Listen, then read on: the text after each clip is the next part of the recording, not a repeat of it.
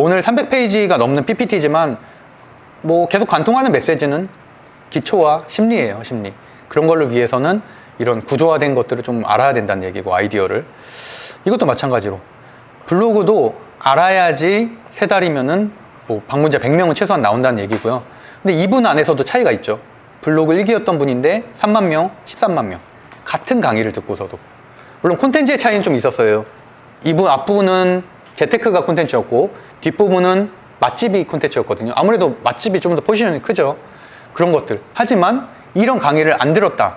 제 강의를 들으라는 얘기 아니라요. 어떤 강의든 무료 강의 되게 많잖아요, 유튜브에. 근데 그런 것도 모르고 그냥 내가 뛰어들어서 부딪힌다? 이러면은 10명 넘기기도 쉽지 않아요. 일방문자 10명 넘기기도. 그러니까 구조를 알고 있느냐 모르느냐가 그렇게 큰 차이가 생긴다는 거예요. 아까 뭐 비트코인 얘기 이런 거 했고요. 이것도 제가 매년 하는 얘기예요. 2010년으로 돌아가서 10년이죠, 10년 전. 13년 전이죠. 어느 곳에 투자하는 것이 가장 큰 수익을 얻었을 건데 답을 말씀드리면은 되게 많은 분들이 서울 아파트를 선택을 하거든요. 서울 아파트 많이 오른 것 같죠. 평균으로 따지면 누적 수익률 이거밖에 안 돼요. 이거 물론 복리는 아니에요. 단리인데 92%밖에 안 돼요. 근데 미국 나스닥은 연평균 38%씩 상승해 왔어요. 2010년에서 2020년까지. 그렇기 때문에 미국 주식을 하시는 분들은 이것을 알기 때문에 굉장히 신뢰하죠. 마이크로소프트, 뭐 애플 10년 동안 만약 2010년에 내가 가지고 있었으면 지금 10배 이상 먹었다니까요. 그러니까 그런 것들을 신뢰하기 때문에 미국 주식을 굉장히 좋아하는 거고, 근데 중요한 건 이거예요. 코스피가 연평균 수익률이 4%밖에 안 됐어요. 지수가 4% 올랐다는 얘기는 종목이 많이 올라봐야 5%, 10% 올라는 거예요. 우리가 지금이야 변동성이 굉장히 크니까 막 LG에너지 솔루션이 하루에 10% 오르는 날도 있었잖아요. 그런 일은 사실 역사적으로 없던 일이라니까, 없던 일. 삼성전자가 10% 오르는 거 봤어요? 그런 일은 없었는데 지금이 되게 이상한 장이라서 그런 일이 있는 거지. 원래 코스피는 이랬던 코스피다. 근데 문제는 코로나 때 이렇게 됐다는 게 문제죠. 코스피가 31%나 올랐어요. 원래 매년 4% 오르던 게 31% 올랐다니까요. 그러면 이렇게 이해한다면 100% 오르고 작년 폭락장이 이해가 되죠. 왜냐면 이렇게 과도하게 올랐는데 평상시에 4% 오르던 게 31%나 올랐는데 당연히 30%는 떨어질 수 있죠. 고점 대비. 그래도 수익이잖아요. 이때 샀었으면은. 그러니까 이 구조가 폭락장을 당연히 이해할 수 있었다는 거죠. 작년에 폭락장을 누구나 예측할 수 있었다는 얘기죠. 전문가가 아니라도. 어떤 이유를 갖다 붙이고 수많은 경제지표를 전혀 몰라도. 되게 상식적인 얘기잖아요. 그러니까 이런 식으로 저는 좀 시장을 단순화해서 보는 것도 저의 하나의 방법인데 좀 중요한 것 같아요. 그래서 뭐 이런 편견들 깨는 것들에 대한 얘기들 말한 대로 뭐 대전점도 4.9, 서울점도 4.9. 5.0인데도 가끔 있더라고요. 진짜 한 1년에 한 번 볼까 말까인데 그건 정말 저는 박수. 5.0 유지하는 게 정말 어려워요. 왜냐하면 정말 세상엔 다양한 사람들이 있거든요. 1점 주는 사람들이 있더라고요. 1점 주는 사람들. 그리고 공간 임대 얘기를 잠깐 할게요. 이것도 어떻게 보면 아까 제가 스타벅스 프리퀀시 얘기한 것처럼 누군가에게 쓸모없는 공간이죠. 20년째 공실에 집주인이 포기를 했어. 왜냐면 여기 비가 차요. 막 비가 차고 그래서 이제 제가 하겠다고 했어요. 보고서 월세 10만 원이니까. 그래서 인테리어비 500을 드렸고요. 이런 공간. 이게 뭔지 아세요? 물대예요, 물대. 물이 이만큼 찼다는 얘기예요. 그래서 뭐 지금은 여기다 이제 모터기는 저쪽 방에 이제 모터로 이제 계속 퍼내는 거, 집수정에서 퍼내는 걸 설치해놨는데 그것도 사비로 설치를 해놨어요. 그래도 항상 여름엔 걱정은 되죠. 혹시 뭐 폭우 오는 날. 그래서 그때는 조금 가서 좀 신경을 쓰는데 어쨌든 간에 대비는 해놓고 있고, 이 공간을 이거는 뭐 인테리어라고 할 것도 없죠. 사실 이거 조적 쌓고 커튼 치고 흰색으로 칠하고 조명 레일 조명 달고 하는데 한 500 정도 드는데, 오늘의 집이라는 소품 앱이 있잖아요. 근데 그런 거 통하면 사실은 누구든지 이쁘게 꾸밀 수 있죠. 예전에는 사실은 뭐 이케아 가서 내가 하나씩 골라야 돼서 힘들었는데 지금은 그냥 오늘의 집에 있는 거 다 시키면 되니까. 그럼 내가 한 100만 원 정도만 가구 시켜도 되게 이쁘게 꾸밀 수 있잖아. 조명이나 가구. 이렇게 하면 해도 공간 임대업으로 수익을 발생할 수 있다는 얘기예요. 이렇게 해가지고 저는 10만 원 월세 내고 50만 원, 80만 원씩 수익이 나요. 여기 지방이에요, 지방. 대전은 파티룸 문화가 없어요. 서울이야 파티룸이라고 하면 우리가 뭐 공간 임대해가지고 이렇게 하지만 지방을 가면은 파티룸이 무슨 말인지도 모르더라고요. 보통 파티룸을 호텔에 있는 걸로 생각을 하더라고요. 근데 그래서 어쨌든 그만큼 수요가 없긴 하지만 그럼에도 불구하고 검색해서 들어온 사람들도 있으니까. 그리고 같은 농사를 짓더라도 이거는 실제로 있는 사례예요. 쌈박스라고 해서 뭐냐면 이게 박스 안에 그냥 여러 가지 종류가 있어. 뭐 케일도 있고 치커리도 있고, 아니 이거를 하나하나씩 파는 사람들 굉장히 많잖아요. 근데 이거를 이쁜 박스에다가 이렇게 파는 거가 그냥 아이디어일 뿐이잖아요. 제품의 질은 전혀 차이가 없죠. 그냥 이거는 다품종 소량 생산일 뿐이고, 근데 이렇게 하니까 매출이 대박이 난 거예요. 그리고 또 다음 카페랑 블로그를 통해서 운영을 하고 있고, 이웃이 14,000명이에요. 그럼 14,000명 중에서 페널티 있는 사람이 1,000명은 되겠죠. 한 5% 정도 잡으니까 보통. 그러면 이것만으로도 연매출이 10억 이상 나요. 10억 매출이. 그리고 또 이분이 강의를 다녀요. 강의로 더 많이 번대요. 강의로. 그러니까 그런 거예요.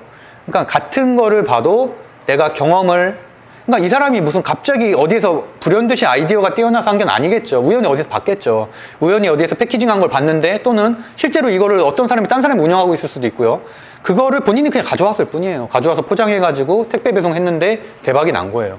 왜냐하면 일단은 특히나 젊은 신혼부부나 이런 분들은 깔끔한 거 좋아하잖아요. 하나하나씩 오는 것보단 약간 다품종 소량으로 먹기를 좀 원하니까 그 하나의 차이가 이렇게 큰 거를 가져온다는 얘기고요. 저는 이 소개팅 같은 거 할 때, 그 연애할 때 이 얘기 되게 많이 하는데, 왜 헤어졌냐는 말을 많이 묻거든요. 되게 신뢰되는 말이긴 한데 사실은 약간 치트키라고 저는 생각을 해요. 왜냐하면 실패하는 패턴이 분명히 있을 거잖아요. 그러면은 어떤 이유 때문에 헤어졌다고 해요? 뭐 본인이 바빠서, 아니 남자친구가 바빠서, 또는 뭐 남자친구 연락이 너무 안 돼서, 거짓말을 해서, 바람 펴서, 수많은 이유가 있겠죠. 그러면은 근데 문제는 뭐냐면 저는 반복이라고 생각해요. 이것도 내가 성향이 바뀌지 않기 때문에, 만약에 내가 원인이었다면 그러면은 비슷한 이유로 헤어지는 이유들이 반복된다고 생각을 하거든요. 물론 조금씩은 다르겠지만, 근데 본인의 성향을 모른다면, 특히나 왜 헤어졌는지 원인에 대해서 대답을 할 수 없다면 저는 마찬가지로 앞으로도 나은 관계를 할 가능성이 굉장히 적다고 생각을 해요. 그래서 저는 원인의 패턴을 개선하는 게 되게 중요하다고 생각을 해요. 뭐 저는 예를 들어서 바쁘기 때문에 헤어졌다는 얘기를 되게 많이 들었거든요.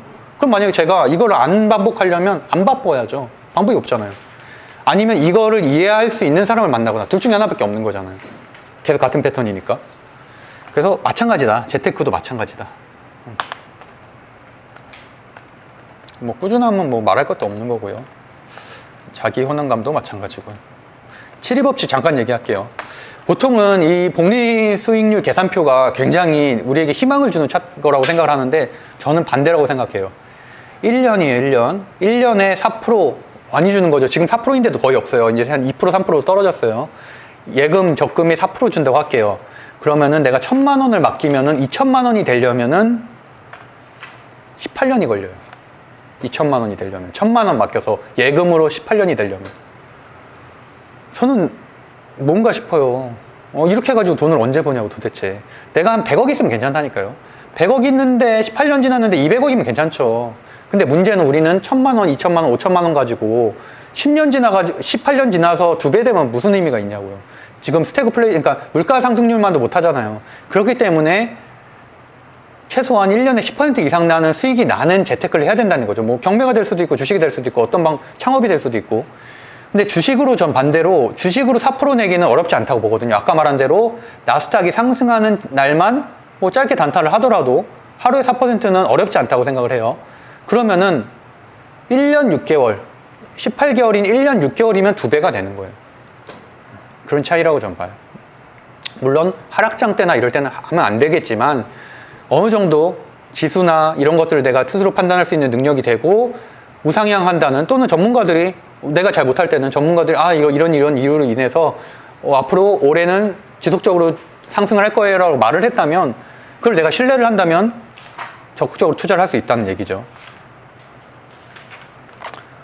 연평균 수익률, 워런 버핏의 연평균 수익률이 22%. 근데 이게 꾸준하니까 엄청난 부를 이룬 거잖아요. 이분도 본인이 20대에서 60대 이룬 투자는 얼마 안 되고, 수익은. 근데 대부분 다 엄청난 투자자인 줄 알잖아요. 근데 생각보다 60대 이후에 투자한 게 대박이 나서 그렇지, 이때는 그렇게까지는 유명한 투자자는 아니었다고 하더라고요.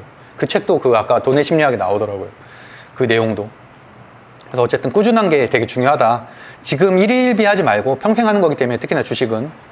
그래서 지금 뭐 내가 마이너스 뭐 몇십 %라고 해도 뭐 어차피 인생이 기니까 앞으로 좀 복구를 해 나가면 된다.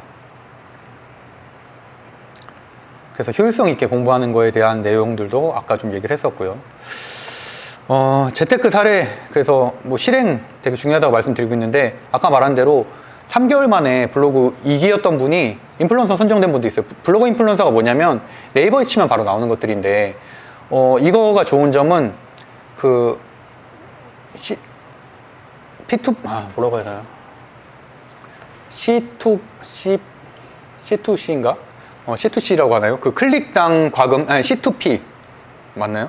클릭하면 과금되는 그 방식이 있거든요. 그 네이버에 보면 파워링크 이런 거 있잖아요. 파워링크. 일단 그런 방식으로 블로거들이 수익을 얻거든요. 대부분의 블로거들이.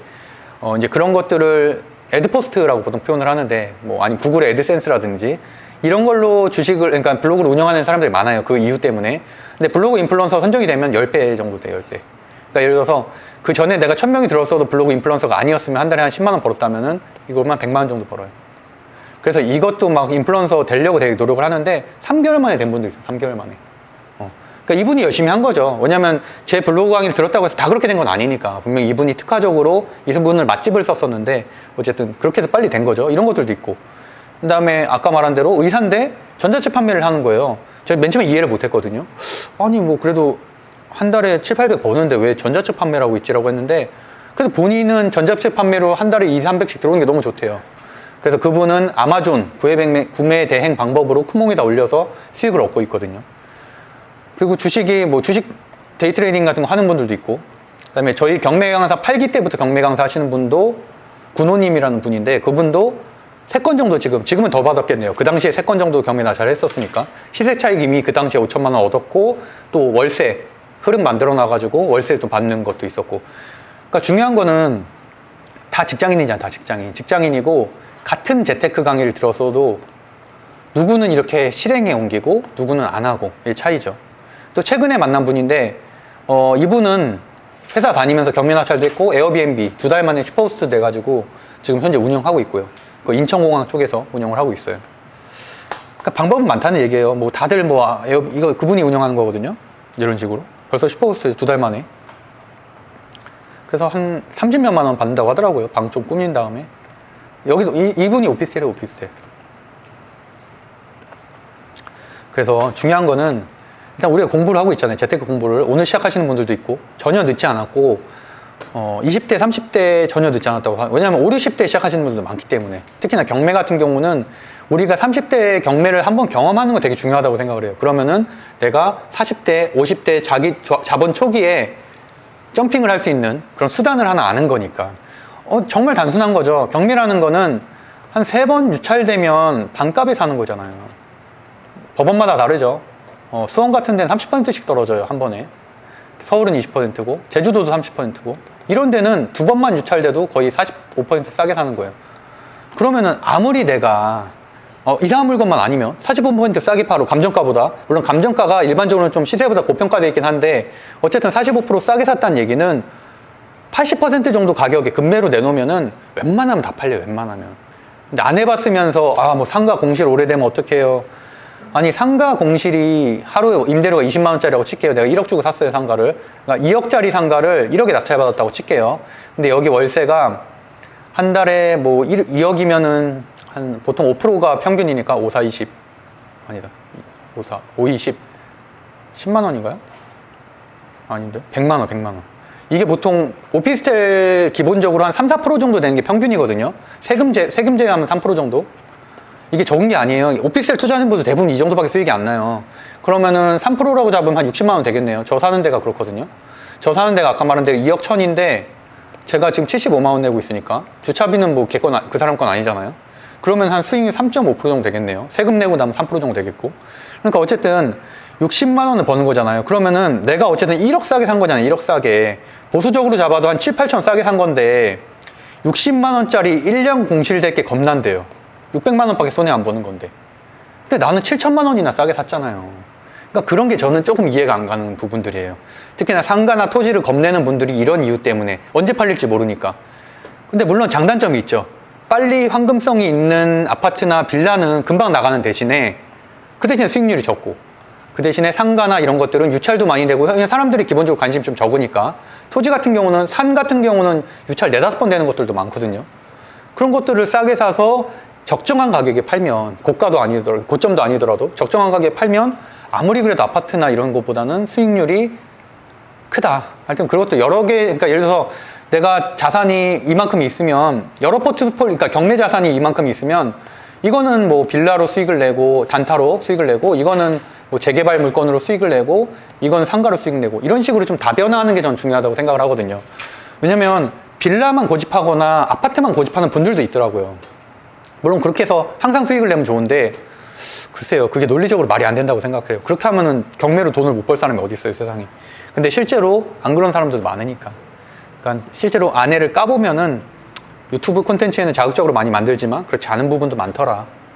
그래서 어쨌든 나한테 맞는 투자를 경험하는 게 중요하다고 생각해요. 어떤 게 옳다라는 게 아니라 내가 상가가 맞아. 저는 사실 성향이 상가나 이런 토지가 맞거든요. 왜냐면 아까 말한 대로 좀 공격적인 투자자잖아요. 당장 내가 안 팔리더라도 내가 개발할 계획도 있고 또는 이거를 팔 수 있는 여러 가지 수단들을 그동안 경험을 해왔기 때문에 그러다 이제 하나가 터지면은 수익률이 훨씬 더 큰 거죠. 아파트는 사실 상승장 때 아니면은 2-3배 절대 안 나죠. 근데 상승장은 10년에 한 번 올까 말까, 10년. 그럼 이미 한 번 지나갔죠? 2-3년 전에. 그러면 끝났어요, 그럼. 앞으로는 없어요. 그렇게 보시면 돼요. 앞으로 향후 10년 동안은 드라마틱한 상승장은 없다. 더디게는 올라가도. 이럴 수는 있겠죠. 예를 들어서 빌라 같은 거, 인천 전세물건, 사기 물건, 그런 거 반값이 많이 나왔었잖아요, 최근에. 이미 이것도 다 끝났죠. 왜냐면 이제 다 막았잖아요, 지금. 한 2-3달 전에 그거 낙찰받은 사람 되게 많았어요. 그래서 그거를 지금은 당장 못 팔아요. 왜냐면 투심이 많이 얼어붙었기 때문에. 그래서 그거를 한 2년 보유하고 있다가 지금은 전세 세팅 해놓고 2년 보유하고 있다가 이제 제가격에 파는 경우가 좀 있겠죠. 그러니까 그런 것들도 내가 그런 아이디어가 있는 사람하고 없는 사람, 어떤 사람 이렇게 생각하는 사람도 있어요. 아유, 그래도 남들 안 좋은 일 겪었는데 내가 어떻게 그 물건을 낙찰받아서 이렇게 하겠냐. 뭐 그럴 수 있죠. 뭐 그렇게 하세요, 그렇게. 전 모르겠네요, 잘. 그것도 하나의 뭐 본인의 스타일이니까. 근데 이런 분들도 있어요. 분묘기지권 알죠? 분묘기지권. 묘. 사는 묘의 문제가 되게 크거든요. 근데 이 분묘기지권도 마찬가지예요. 분묘기지권이 경매로 나오는 경우가 있어요. 3분의 1 정도. 왜냐면 대부분 다 상속이잖아요. 첫째, 둘째, 셋째한테 상속을 해줬는데 셋째가 흥청망청 돈을 쓰다 보니까 돈이 없어서 결국엔 경매까지 나온 거예요. 묘가. 산을 소유를 좀 하고 있었는데. 그럼 3분의 1만 나오는 거잖아요. 근데 이런 물건 같은 경우도 되게 잘 꾸미는 데가 있잖아요. 집안이 괜찮은 집안이나 아니면 되게 효심이 깊어서. 그러면 이거 안 사겠어요? 이 3분의 1을? 물론 우선 매수권이 있어가지고 이분들이 먼저 사는 경우도 있지만 그렇지 않은 경우도 있거든요. 여력이 없어서. 그럼 내가 만약에 이거를 3번, 4번 유찰됐을 때 샀어. 가지고 있으면 이 사람들이 100% 연락 오죠. 그러니까 제가 그랬다는 얘기가 아니라 그걸로만 전문으로 하는 분들도 있더라고요. 그러니까 이게 이 불법행위는 아니잖아요. 그렇게 따지면 경매 다 하면 안 되죠. 경매는 다 돈 못 갚아서 나오는 건데 다 얼마나 안타까워요. 제가 예전에 이런 경우가 있어요. 충주에서 상가를 낙찰을 받았는데 돈을 냈어요. 잔금을 다 치렀어요. 그랬는데 갚았네, 이 사람이. 잔금을 치렀는데 돈을 갚으면 끝난 거예요. 취소예요, 취소. 말을 잘못했네요. 제가 입찰을 했어요. 입찰을 했고 잔금까지 시간이 좀 있잖아요. 그 기간 동안 저는 예를 들어서 내일 내려고 준비하고 있었는데 다 대출도 다 받았어요, 이미. 그랬는데 이 사람이 경매에 전화했는데, 납부하려고 경매에 전화했는데 갚았대. 그럼 취소해, 취소. 무효가 되는, 무효. 그래서 제가 뭐라고 했냐면, 제가 그때 초보여서 그럼 난 뭐가 돼요? 그러니까 그 집행관이 한 말이 아직도 제가 기억에 선한데, 잘 된 거 아니에요? 돈 갚았대잖아요. 그러니까 이게 경매라는 제도가 그래요. 나라에서 어쨌든 변제를 위해서 한 거잖아요. 은행에서 대부분 많이 빌리고 개인 간의 채무 이런 것들을 나라에서 어떻게 보면 중재 역할을 해서 이런 제도를 만든 것 뿐이잖아요. 그러니까 사실은 내가 낙찰을 받았다고 해서 아무런 권리가 없어. 잔금을 치르면 그건 뭐 소유권 이전에 필적하는 효과가 있지만 잔금을 치르기 직전까지는 아무런 권리가 없는 거나 마찬가지. 그 사람이 갚으면 끝이에요, 그걸로. 그래서 그런 것들도 좀 있다. 내용이 많은데 빨리빨리 할게요. 두 번째, 무자본 재테크도 간단하게만 할게요. 인플루언서 이런 거죠. 아까 말한 대로 블로거. 여러 가지 형태가 있겠죠. 체험단은 한 건당 3만 원, 5만 원. 애드포스트 수익금은 아까 말한 대로 이런 거. 인플루언서 붙으면 한 10배 정도. 이런 식으로. 쿠팡 파트너스라는 것도 있어요. 모르는 분들도 있을 것 같아서. 이거는 예를 들어서 이런 거 있잖아요. 여기는 없는데. 그래서 우버 그 스피커가 있다고 칠까요? 워번 스피커 있잖아요. 그거 한 80만 원 하거든요. 80만 원짜리 스피커가 여기 있다고 칠게요. 그러면 그거를 내가 카페 갔는데 있어. 우리 집에 소유하고 있는 게 아니에요. 그걸 사진 찍어가지고 포스팅을 해. 아, 여기 우버 스피커가 있는데 너무 좋더라. 음질도 좋고 영상도 막 찍었어요. 음질이 너무 좋더라. 마지막에 그 쿠팡에서 그거를 파는 링크를 걸어요. 내 블로그를 통해서. 그러면은 어떤 사람들이 누군가 보겠죠. 그 글을 봤는데 나 진짜 우버 스피커 살려고 했던 사람인데 후기를 봤어. 근데 후기를 잘 썼어. 그러니까 그걸 보고서 괜찮네. 쿠팡 링크까지 친절하게 걸어줬네. 사요. 그러면 60만 원짜리 사면은 3% 정도가 나한테 오는 거예요. 블로거한테. 그러면 한 18,000원 되겠죠? 근데 이걸로 1억 이상 매출 올리는 분들 굉장히 많아요. 쿠팡 파트너스라고 치면은 되게 많이 나오거든요. 거기에 보면 수익 인증 이런 거 한 거 단 거 있으니까. 근데 저는 안 해요. 저는. 왜냐면 이게 저품질 걸릴 가능성이 되게 높거든요. 근데 어쨌든 간에 이것도 하나의 비즈니스 모델이니까 제가 하고 싶은 얘기는 알아야 된다는 거예요. 내가 같은 블로그를 해도 저는 아까 말한 대로 블로그 강의로 1억 이상 벌었지만 어떤 분은 체험단만 하는 분들도 있고 어떤 분은 애드포스트만 하는 분들도 있고 어떤 분은 쿠팡 파트너스만 하는 분들도 있거든요. 그러니까 여러 가지 내가 선택은 나의 선택인 거고 구조는 알아야 된다는 거예요. 어떤 비즈니스 모델이 있는지. 하다못해 블로그만 해도 이렇게 많은데 또 다른 것들은 또 얼마나 많겠어요. 그래서 블로그가 좀 잘 된다. 그러면은 뭐 인스타그램도 할 수가 있겠죠. 대부분 이제 블로그에서 유튜브로 많이 넘어가죠. 지금 잘 나가는 유튜버들은 대부분 다 옛날에 블로그 하던 분들이죠. 거기에서 기본적인 팬층을 좀 쌓고서 유튜브로 갔던 분들인데 어쨌든 유튜브 가면은 마찬가지로 뭐 1000명 기준으로 하면 한 달에 이 정도 수익이 나고 아까 말한 대로 뭐 멤버십 하면 100만 원 이상 날 수도 있는 거고요. 거기다가 뭐 뷰티나 이런 것들은 협찬이 또 많죠. 이런 건 또 광고 수익이 큰 경우도 있고. 그래서 만약에 내가 이렇게 했는데 웬만했어. 뭐 블로그 했는데 하루에 1000명씩 한 6개월이면 1000명 들어올 수 있거든요. 이렇게 해서 그러면은 사실은 저같이 오래 한 사람들 입장에서 보기엔 1000명 들어오는 게 별거 아니에요. 근데 100명 들어오는 사람들이 보기엔 1000명은 신이야, 신. 인플루언서가 말만 걸어도 엄청 이렇게 뭐라고 하더라? 어떻게 이런 분이 저한테 이렇게 쪽지를 주시다니. 이런 약간 극존체를 쓰더라니까요. 겨우 1000명, 2000명 들어오는 유튜브 1000명, 2000명 들어오는 블로거들은 정말 많거든요. 10,000명, 10만 명 들어오는 사람들도 많고. 근데 100명이나 10명 들어온 사람 입장에서는 강의를 돈 주고 산다니까요. 1000명만 해도. 그래서 이런 것들을 전자책에다 써서 나의 노하우를 판매를 하면은 꾸준하게 또 수익이 들어오고 잘 되면 출판까지도 될 수 있는 거예요. 지금은 중소출판사가 너무 많이 생겼기 때문에 출판으로 이어지는 경우가 정말 많아요. 뭐 자비 출판도 있기도 하고요. 근데 출판을 하게 되면은 또 인쇄 수익, 뭐 이거는 별거 아니라고 쳐도 중요한 건 이거예요. 출판이 되면은 그런 것들로만 강연 요청을 하는 사회단체가 엄청나게 많아요. 우리가 듣지도 보지도 못한 뭐 YMCA 이런 데는 그래도 좀 YWCA 이런 데는 그래도 유명하기라도 하지만 정부 지원으로 만들어지는 작은 단체들이 정말 많거든요. 듣지도 보지도 못한 청년 단체들 뭐 이런 것들 기타 등등. 그럼 그런 데서 연락이 와요. 왜냐면 내가 책에다가 또는 전자책에다가 또는 블로그에다가 내 연락처를 써놓잖아요, 보통. 그럼 그걸로 메일이 와요, 섭외. 그러면은 강의하는 거예요. 저도 많이 했는데 보통 30만 원 줘요, 30만 원. 얼마나 좋아요. 한 2시간 강의하고. 보통 다 중강의죠, 중강의. 중강의 30만 원. 그리고 또 이런 경력이 되잖아요. 공신력이니까. 그런 식으로. 그래서 이런 선순환 구조를 가져가면 참 좋겠다. 이거는 무자본이니까. 제가 아까 말했잖아요. 이런 카페 운영하려면은 인테리어비 1억, 보증금 5천, 거기다가 또 권리금 한 2, 3천, 거기다 또 인테리어비 1억 이렇게 들잖아요. 근데도 매출 별로 안 나잖아요. 그걸 할 바에는 이렇게 자본이 없으면은 무자본으로 할 수 있는 것들이 얼마든지 수단이 많기 때문에 글솜씨가 있어서가 아니라 글솜씨가 없어도 충분히 내가 사람들하고 공감을 해주거나 또는 원칙에 맞는 글쓰기만 해도 뭐 하다못해 제목 여러 번 반복하지 않고 제목 키워도 2-3번만 반복 이것만 해도 하는 사람과 안 하는 사람의 차이가 크거든요. 어떤 사람들은 막 제목을 30글자씩 쓰니까 평생 노출 안 되고 약간 그런 식으로만 해도 충분히 가능하다. 그러다 더 확장되려면은 이런 식으로 컨설팅이나 뭐 쇼핑몰 같은 걸로 확장시킬 수도 있고요. 그리고 이런 흐름도 있어요. 아까 제가 중개라는 얘기 했잖아요. 중개.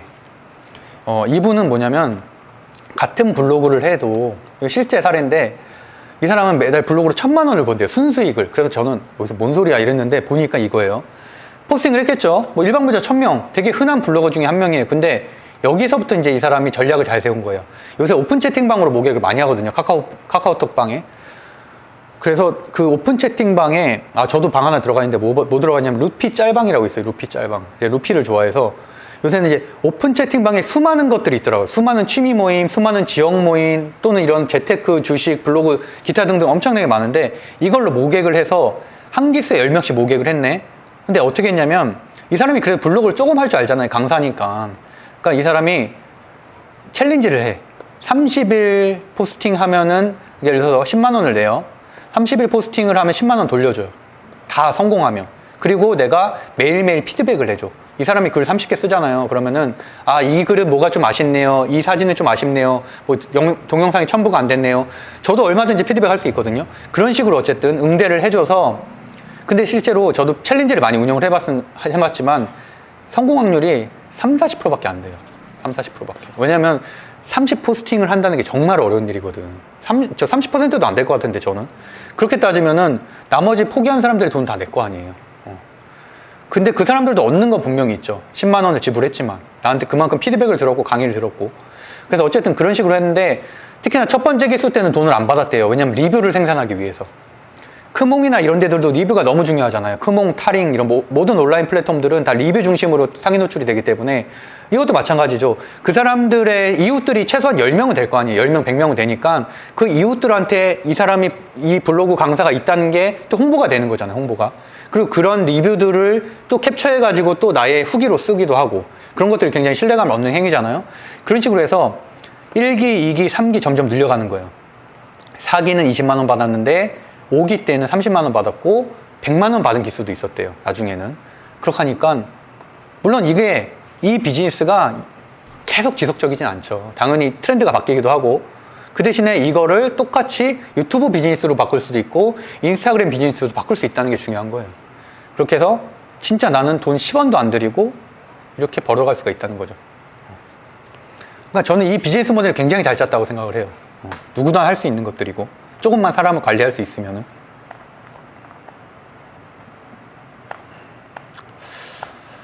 채널 멤버십 얘기를 잠깐 하고 싶은데, 유튜브 관심 있는 분들도 있으니까, 이런 채널을 우연히 추천이 떠서 봤는데, 채널 멤버, 이분이 ASMR 하는 분이거든요.